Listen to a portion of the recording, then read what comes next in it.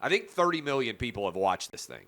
The Washington Post, a food reporter, they were double teaming. I don't know why you need two food reporters to write one article, and also food reporter, like, hey, how about go write about whether you like somebody's pasta or not, or go review a restaurant, or go write about a new food. So look, Dave and I, those of you who followed it over the years, have sniped back and forth a few times. But I saw this. I thought he did a great job with the video that he posted. What we have entered into, and some of you may have remembered reading when the Washington Post did a profile of me, and I had to share the entire audio transcript of our conversation to put it in larger context. They misquoted me. I taped the whole thing. I went and looked. They were taking like half sentences. They were taking not full comments. And I recorded the entire thing, and then I posted the transcript, and they had to edit it, go back and correct it because they had misquoted me. If I hadn't taped the whole thing, nobody would know. So, Dave, they're doing a story about his pizza festival. Let me just start here. It's a pizza festival, all right?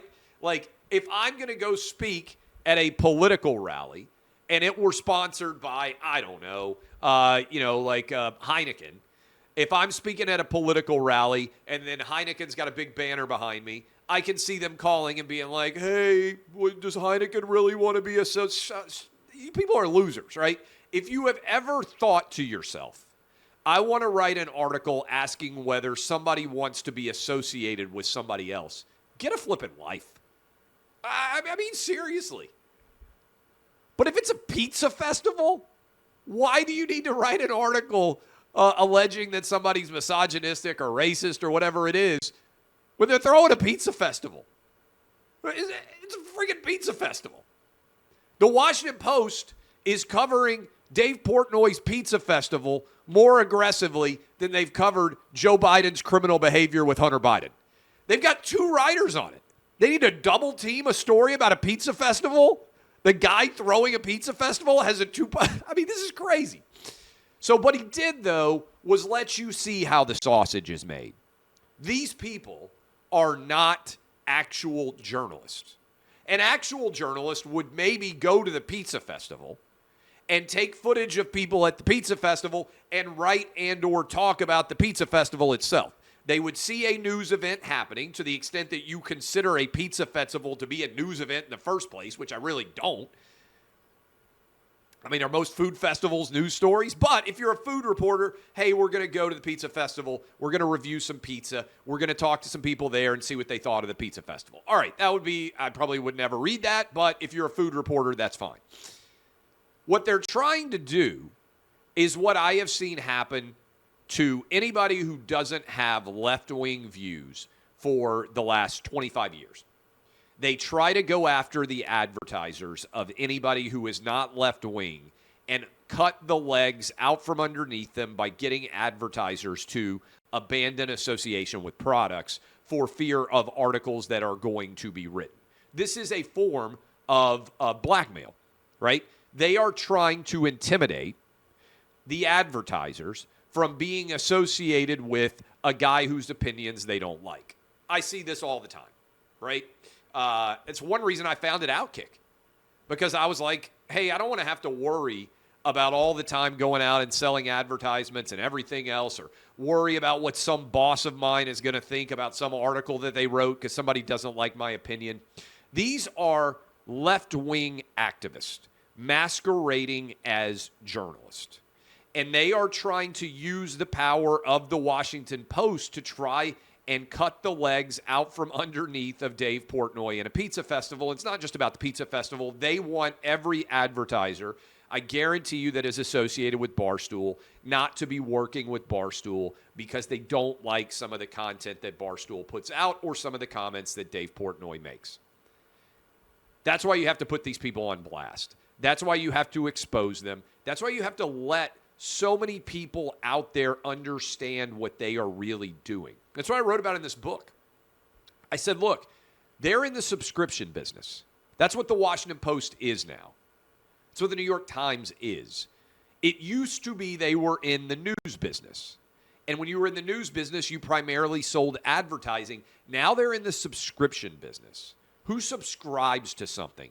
people who really like a product or a direction, right?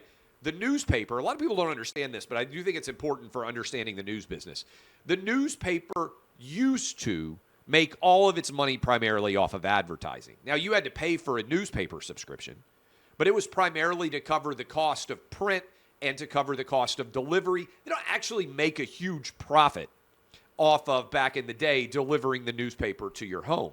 Where they made the profit was off the ads and also off the classified ads, which is why Craigslist just totally did away with the classified. Classified used to be the most popular, most profitable part of the newspaper. If you ever bought a puppy, you ever bought a car, you ever looked for an apartment back in the 80s and 90s, you know what I'm talking about. You had to go get the local classified newspaper, go through, look at that, circle things, call people, figure out how to buy something. Okay. They would have given you the newspaper for free if they knew you would read it, because that allowed them to charge more money for their advertisers and for the classified ads. But then the internet came along, and now the new model is not really advertiser-based anymore, because you can't make that much money off advertising. Not to build a billion-dollar company, which I'm sure the Washington Post wants to be. Okay, so if you go look at this and analyze it, they are now a subscription business. And they're in the subscription business of doing what? Serving left-wing subscribers. They are basically a modern-day rival site, 24/7, on 3. If you're a college football fan like I am, if you're a college sports fan like I am, you might well be a subscriber to one of these different individual team sites. And the analogy I'm making here, and it's an important one, is, do you know who never breaks negative news on their preferred team? The team sites. The team sites don't break negative news because the subscribers want to hear good things. Or at least they don't want to hear bad things. You don't want to subscribe to something that destroys something that you like. They never break news about NCAA violations, right, that would otherwise not have gone public. That's not the business. That's the Washington Post and the New York Times. So what Dave did was he showed you behind the curtain, so to speak, or they showed you how the sausage is made. This is how these stories get crafted. A writer decides that he or she has an opinion that they want to put into the article. They write a huge portion of the article, and then at the very end, they decide, oh, we're going to throw in a couple of quotes. I don't know if the Washington Post is going to publish a story on this or not. As we sit here right now at 4:15 East Coast, they may. I don't know. But what he's done is show you how dishonest these people fundamentally are. And I say this, I know a lot of people work in media, watch or listen to this. If you are being interviewed, you need to record the whole thing. I basically will not. If I know there's an article being written about me or somebody wants me to comment on something, I say, hey, can you email me the questions? And I basically only respond via email now. Or we have a PR guy. I have our PR guy. I say, hey, make sure we get this entire interview recorded, so if we get treated unfairly in the way that this story is conveyed, or they're misquoting me, or they're taking me out of context, I want the whole thing, the record. I mean, Dave said something that I think is important. He said, I'm always on the record, basically, and I'm paraphrasing him. It's true for me, too. I do 3 hours of live radio. I'm live right now talking to you guys. I was just live on Fox News. I'm live all day long doing media. I'm fine if people quote me what I say. I wouldn't say it publicly unless I believed it. But don't take the third sentence and try to turn it into a huge story out of a paragraph and completely miss the larger context. So I give credit. Record every interaction. Tape every interaction. Presume that you are dealing with people who are fundamentally dishonest and are not actually journalists. They are activists. And just think about the world in which we live, that the Washington Post will assign 2 writers to write a story about a pizza festival and try to tear down somebody, and they'll barely cover Hunter Biden and Joe Biden's criminal complicity at all.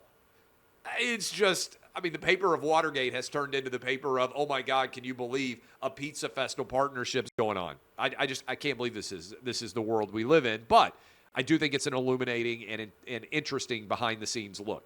Washington Post's got a story up about the pizza festival that Dave Portnoy is throwing in the Brooklyn area.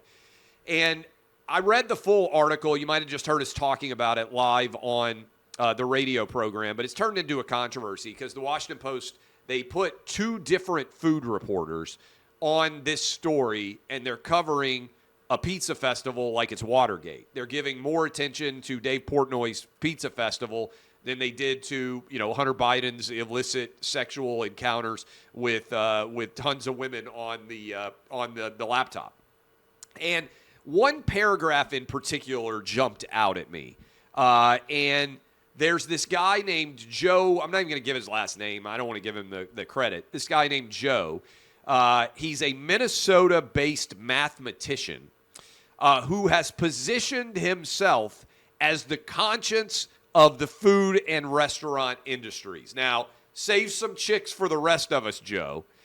I don't know I've ever heard more of a panty-dropping focus than being the conscience of the food and restaurant industry. This guy was the person who'd been leading the charge against those involved with the pizza festival. He's posted regularly on his Instagram account with its 33,000 followers. By the way, what a huge group of losers. Writing that pizzerias, influencers, and trade publications are showing that Portnoy can continue his violent misogyny and campaigns of abuse, and they will continue to support him. He doesn't want the pizza festival to happen. And I think this is important. How much of cancel culture actually makes America better? When I read this paragraph, it was like suddenly I had this epiphany. And I said, okay, let's pretend that everyone who wants to be involved in cancel culture, all the people going back through past jokes of comedians, all the people that are constantly in a huff over what somebody tweeted or what somebody posted on Instagram. I'm talking about words, not actions, right? By and large, words. This is what people tend to get the most fired up about. How much of cancel culture makes the world better? Let's just take this guy, the food and beverage conscience or whatever it is of America, as he has branded himself. If he had his way, what would happen? There wouldn't be a pizza festival in Brooklyn this weekend. Who benefits from that? Just think about it. And this is just one example of it. But what they are trying to do is not just cancel individuals. They're trying to cancel their ability to do events. And if this guy had his way, there wouldn't be a pizza festival this weekend. That might sound like a small thing. Oh, everybody decides to run and hide and they're not going to do the pizza festival. But I would imagine that the pizza festival will mostly create more fun than would exist without the pizza festival. General position. Much of what is going on with cancel culture is the erasure of fun and the replacement with nothing. This is really important, I think, and I don't know how often I've seen it distilled this way, but as I read this article, and I focused on that paragraph in particular, if guys like this get their way, then there is nothing. Like, what would be replacing the pizza festival is no pizza festival. So something that might create a small amount of joy and aid and abet people who create pizza in terms of being able to better monetize their business would be replaced by nothing. And I think that's often the case with cancel culture, right? It's the replacement of something that some people take joy from with nothingness. They're actually attempting to erase something that could create joy and more happiness with a non-existent thing. And I think we're giving these people way too much power. If you want to run your own pizza festival, which you believe is more morally justifiable, then why don't you create your own pizza festival? And this is the context writ large. If you don't like OutKick, more power to you. Why don't you create your own website and your own media company that competes with OutKick and is more successful. That's the marketplace. But simply trying to shut something down while providing no alternative is not in any way beneficial to the nation as a whole. It might be beneficial to you individually because people pay attention to you because you're a social justice warrior. But the end result is actually worse. And I can build this further, right? If we use as an example the argument that police needed to be defunded. This was an argument that mostly left-wing white people made. As a general rule, the most ardent supporters of defund the police were left-wing white people. What was the result? Less police, more violence, more death. The absence of something and the replacement with nothing makes things worse. And we very rarely hold the people accountable who demand this, right? If you're a rich white person who was demanding that police be defunded and they were awful, you didn't live probably in a neighborhood where there was a desperate demand for police. Because one of the things you learn very quickly is rich white people trying to make decisions for often poor minorities don't make the life of the poor minorities better. Instead, what they make the rich white people feel is better themselves because, oh, they're social justice warriors and they're so much better than everybody else. But they actually make the lives of the people they claim to care about worse. Black Lives Matter, indisputably, led to more dead black people than would have existed if Black Lives Matter had never existed. And it continues. There are thousands of black people who are dead today that would be alive if Black Lives Matter did not exist. That's the reality. The more active Black Lives Matter has been in a community, the more crime has increased and the more dead black people there are. This is basic data. It's just like you can't even talk about it because people are so afraid of being called racist. This is the number one fear of white people. It really is. And when you actually dive into these woke left-wingers, what they're really arguing is we should define everybody we don't like by the worst thing that we think they have ever done, and therefore they are irredeemable. They cannot be worked with. They must be canceled. It's actually not a very liberal proposition, right? The idea of our criminal justice system is what? You go to jail, you serve your time, you come out, you have paid your penance to society, and you should be able to redeem yourself.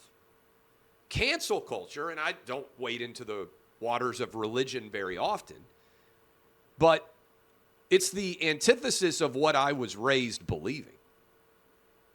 I was raised as a Southern Baptist.